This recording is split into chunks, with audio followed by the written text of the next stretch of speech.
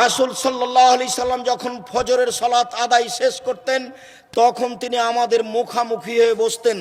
মুখামুখি হয়ে বসে জিজ্ঞাসা করতেন, হাল রাআহাদুম মিনকুম রুয়া, তোমাদের কেউ স্বপ্নে কিছু দেখেছে কি? ফাইন রাহাদুন কাসাহা, কেউ যদি স্বপ্নে কিছু দেখতো তাহলে সেটা বলতো, জি হ্যাঁ আল্লাহর নবী আমি এই স্বপ্নে দেখেছি।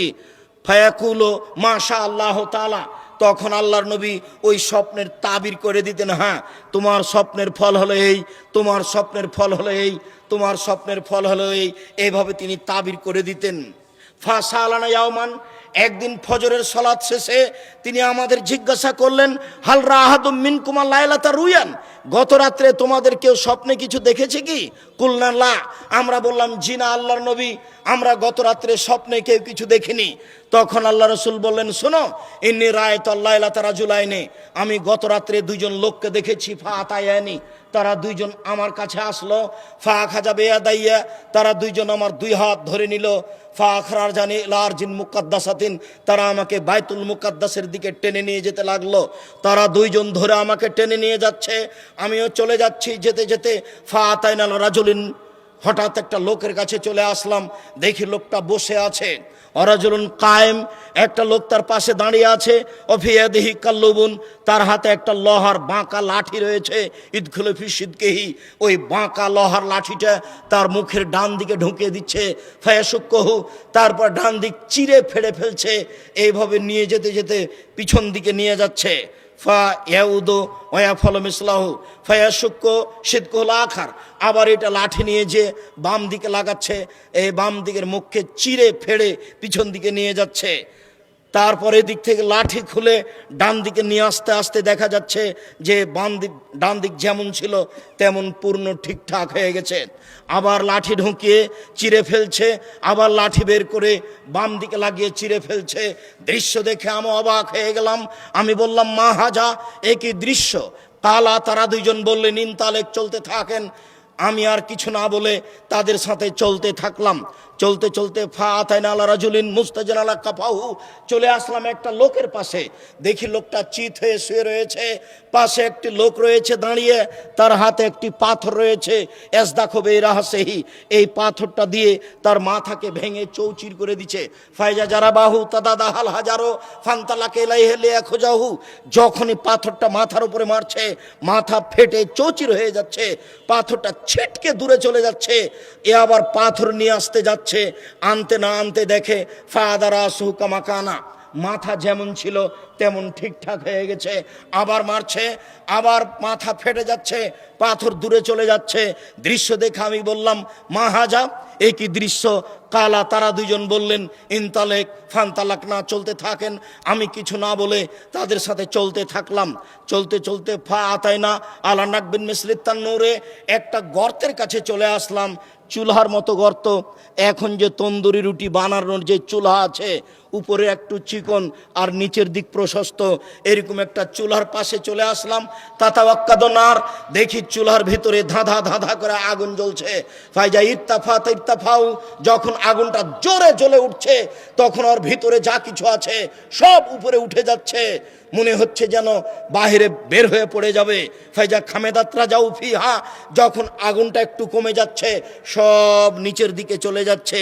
ফিহারে জালুনেশন, ওরা দেখি তাতে মহিলা এবং পুরুষ উলঙ্গ অবস্থায় জ্বলছে, জমা ধরে আছে, ধাঁধা ধাঁধা ধাঁধা করে উপরে চলে যাচ্ছে, আবার নিচে চলে আসছে, আবার ধাঁধা ধাঁধা করে আগুনের সাথে উপরে চলে যাচ্ছে, আবার নিচের দিকে চলে আসছে। দৃশ্য খুব অবাক। আমি দৃশ্য দেখে বললাম, মা হাজা, এ কি দৃশ্য? এমন তো দৃশ্য আমি কোনোদিন দেখিনি। তারা দুইজন বলেন, ইনতালেক, চলতে থাকেন। ফান্তালাক, না, কিছু না বলে চলতে থাকলাম। চলতে চলতে চলে আসলাম আলা নাহারিন মিন দামিন, একটা রক্তের নদী। নদীতে পানি নেই, শুধু রক্ত রক্ত। সে নদীর ওপরে চলে আসলাম, দেখি রক্তের নদীর পাশে একটা লোক দাঁড়িয়ে আছে, তার হাতে একটা পাথর রয়েছে, আর রক্তের নদীর মাঝামাঝিতে একটা লোক রয়েছে। কুল্লা মারা দায়াক রোজা রামা রাজুলো ফিফিহে ফারাদ দাহাই শোকানা, যতবার লোকটা সাঁতার দিয়ে রক্তের নদী থেকে উঠে যাওয়ার চেষ্টা করছে ততবার পাশের লোকটা তার মুখের উপরে পাথর মেরে তাকে রক্তের নদীর মাঝামাঝিতে করে দিচ্ছে। যতবার চেষ্টা করছে করছে ততবার মুখের উপরে পাথর মেরে তাকে রক্তের নদীর মাঝামাঝিতে করে দিচ্ছে। দৃশ্য দেখে অবাক হয়ে গেলাম। আমি বললাম, মা হাজা, এ কি দৃশ্য? কালা তারা দুজন বলেন ইনতালেক, চলতে থাকেন, ফান্তালাক না। কিছু না বলে চলতে থাকলাম। চলতে চলতে চলে আসলাম আলা রাউজাতিন খাজরা, বিশাল এক বাগান, সুন্দর ঝকঝকে চকচকে বাগান। অফিহা সাজারাতুন আযিমা, সেই বাগানে একটা বিশাল বড় গাছ। অফি আসলি সাজারে শায়খুন, দেখি সেই গাছের পাশে একটা বৃদ্ধ মানুষ। ওরাজুলিন কারিবুন মিনাস সাজারাতে, গাছ থেকে দূরে একটা লোক রয়েছে, তার হাতে এখন লোহার লাঠি রয়েছে। ইউকুদুন নারা, ও বারবার লোহার লাঠি দিয়ে আগুনকে উত্তেজিত করছে। ফাসায়দাবিয়া সাজারাতাম, তারা দুইজন আমাকে গাছের উপর দিকে নিয়ে চলে গেল। গাছের মাঝামাঝিতে একটা ঘরে ঢুকিয়ে দিল। মা রায় তো হাসানা কাত্ত, আমার জীবনে আমি এত সুন্দর ঘর দেখিনি। অবাক ঘর, ঝকঝক ঝকঝক করছে। ও ফিহেরে জালুন ও নেশাউন, ফিহেরে জালুন ও নেশা ও সিবিয়ান ও আশিয়াক শাইখ, তাতে আছে বৃদ্ধ মানুষ, তাতে আছে মহিলা, তাতে আছে পুরুষ, তাতে আছে যুবক মানুষ। তারা দুইজন আমাকে সেই ঘর থেকে বের করে নিয়ে ওই গাছের আরো উপর দিকে নিয়ে চলে গেল। ওয়াদ খালানি দাঁড়ান, আর একটা ঘরে ঢুকিয়ে দিল। এ হাসান আফজাল, এই ঘরটা আগের ঘরের চেয়ে অনেক অনেক অনেক বেশি উত্তম। এটার কথা, এটার বিবরণ দেওয়াই যায় না, এমন অবাক ঘর। দেখি সেখানে যুবক আর বৃদ্ধ মানুষ আছে। এইটা দেখার পরে আমি তাদের দুইজনকে বললাম, আখবেরিনি আমার আয়াতুল্লাহ। আচ্ছা ঠিক আছে, তোমরা দুইজন আমাকে বলে দাও, এই দীর্ঘ সময় ধরে কি দেখলাম এগুলি কি? তালা নাম, তারা দুইজন বলল, জি হ্যাঁ, আপনাকে সব বলে দেবো, আপনি শোনেন এগুলো কি দেখলাম।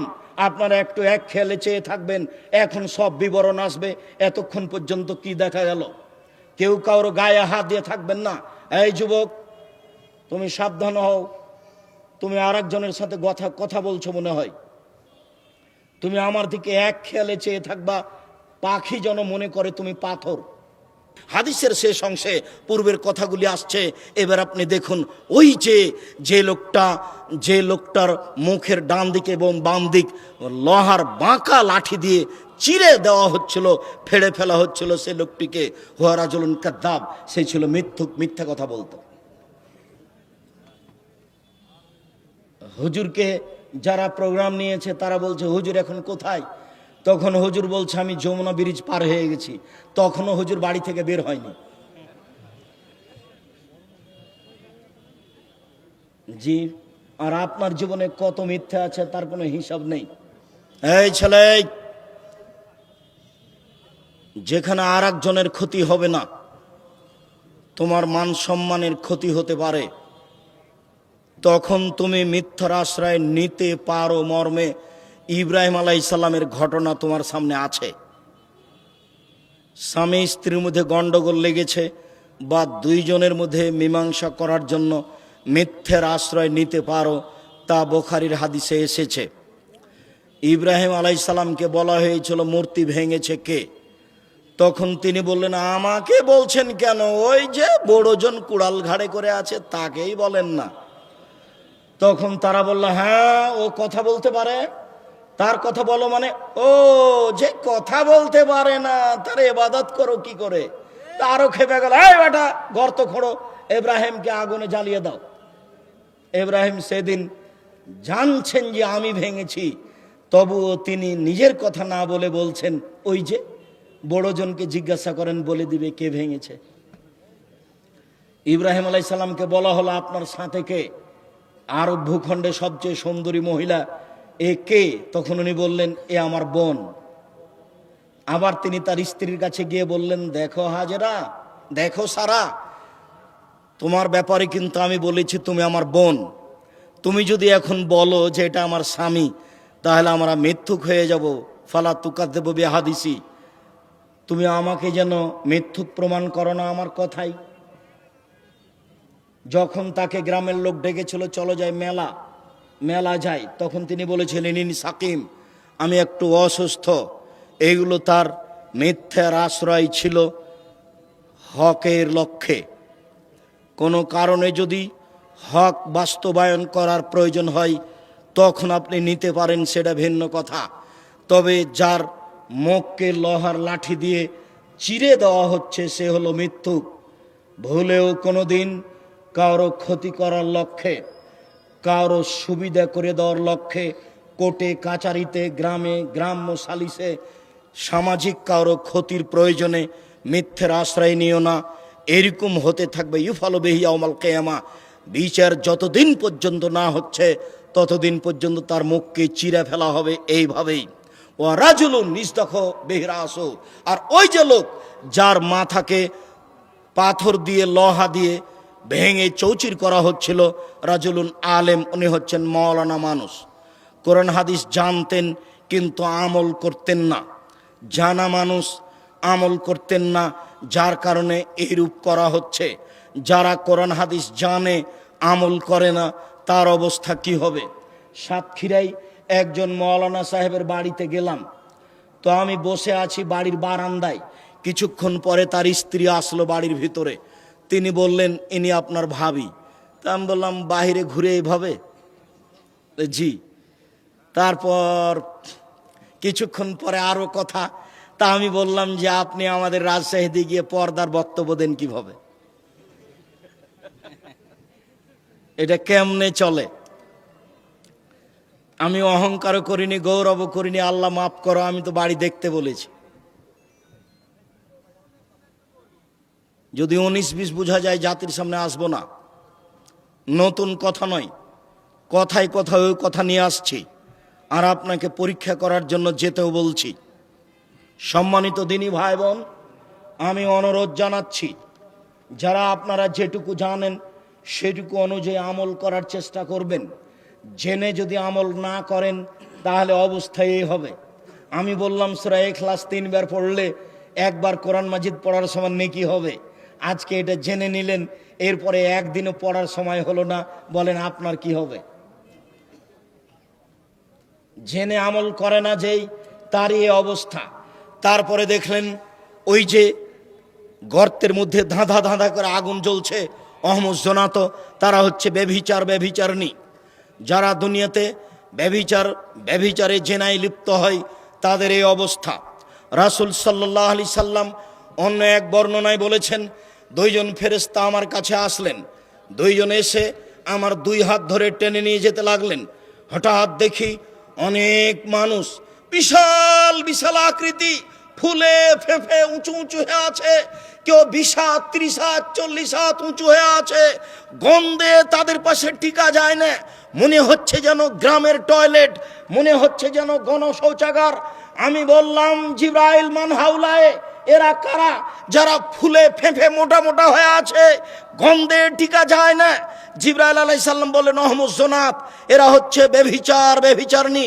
সম্মানিত দিনী ভাই বোন, এইখানে গর্তের মধ্যে যারা উলঙ্গ অবস্থায় ধাঁধা ধাঁধা করে জ্বলছে, উপরে চলে যাচ্ছে, আবার আগুন কমে গেলে নিচে আসছে, তারা হচ্ছে ব্যভিচারণী।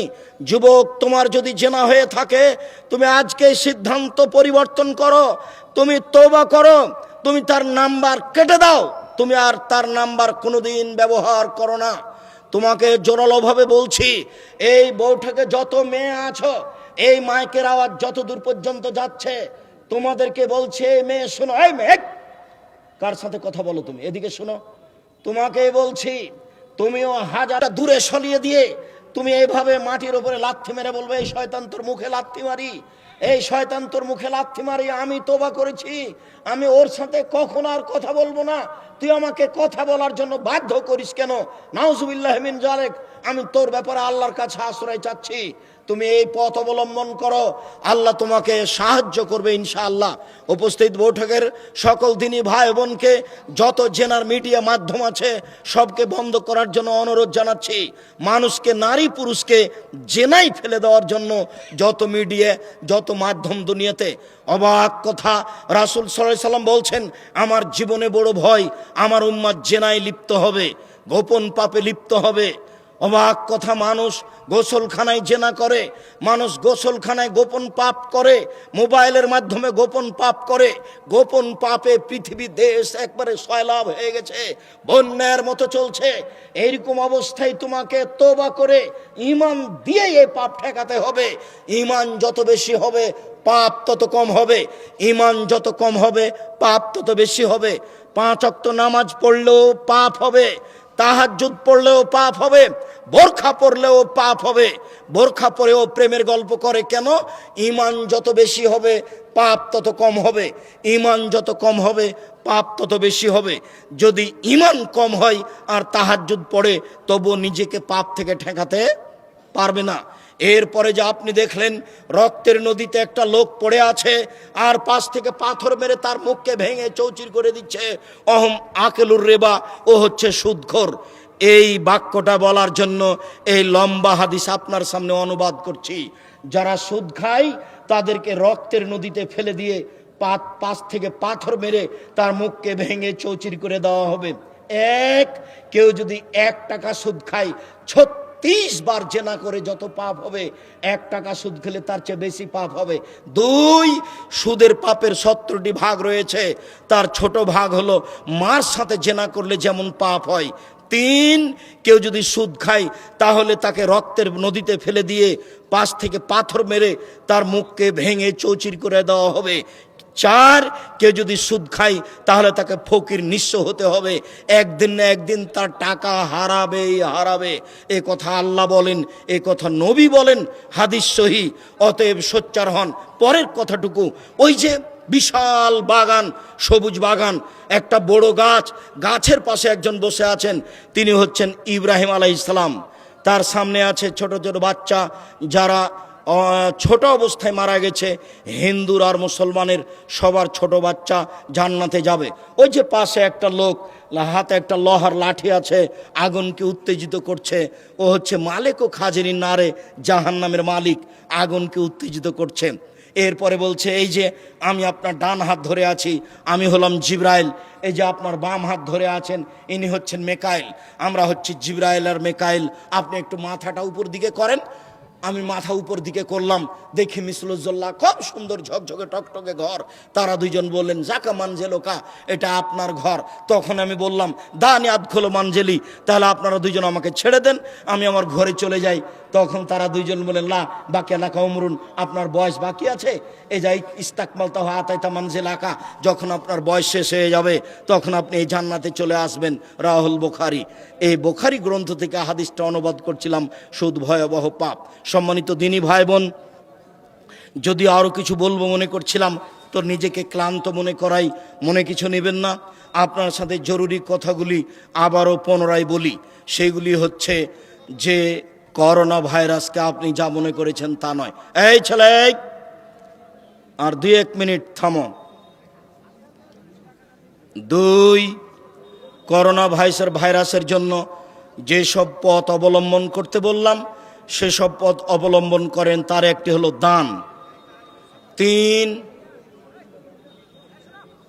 সুদ মহাপাপ, যে কোনো মূল্যে সুদ থেকে বাঁচার চেষ্টা করতে হবে।